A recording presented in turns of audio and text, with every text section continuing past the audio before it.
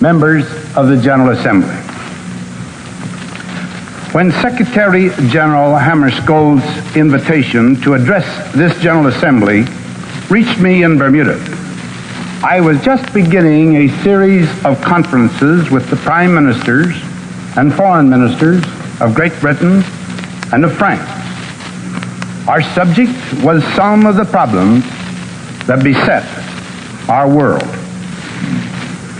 During the remainder of the Bermuda Conference, I had constantly in mind that ahead of me lay a great honor. That honor is mine today, as I stand here privileged to address the General Assembly of the United Nations. At the same time that I appreciate the distinction of addressing you, I have a sense of exhilaration as I look upon this assembly. Never before in history has so much hope for so many people been gathered together in a single organization.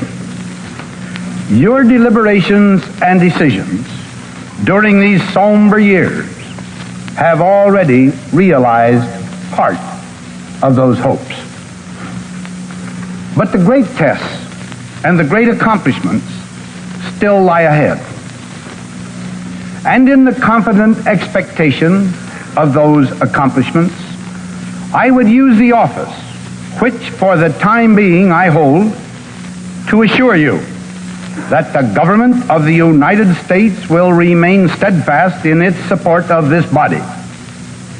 This we shall do in the conviction that you will provide a great share of the wisdom, of the courage, and the faith which can bring to this world lasting peace for all nations and happiness and well-being for all men. Clearly, it would not be fitting for me to take this occasion to present to you a unilateral American report on Bermuda.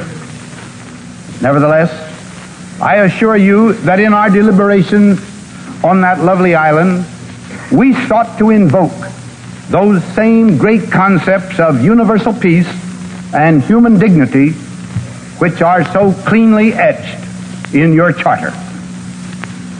Neither would it be a measure of this great opportunity merely to recite, however hopefully, pious platitudes.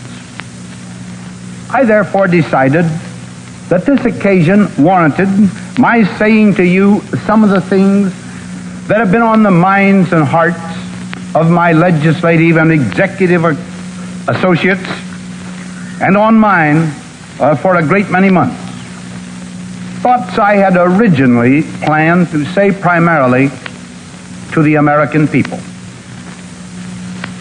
I know that the American people share my deep belief that if a danger exists in the world, it is a danger shared by all. And equally, that if hope exists in the mind of one nation, that hope should be shared by all. Finally, if there is to be advanced any proposal designed to ease, even by the smallest measure, the tensions of today's world, what more appropriate audience could there be than the members of the General Assembly of the United Nations? I feel impelled to speak today in a language that, in a sense, is new. One which I, who have spent so much of my life in the military profession, would have preferred never to use. That new language is the language of atomic warfare. The atomic age has moved forward at such a pace that every citizen of the world should have some comprehension, at least in comparative terms, of the extent of this development, of the utmost significance to every one of us.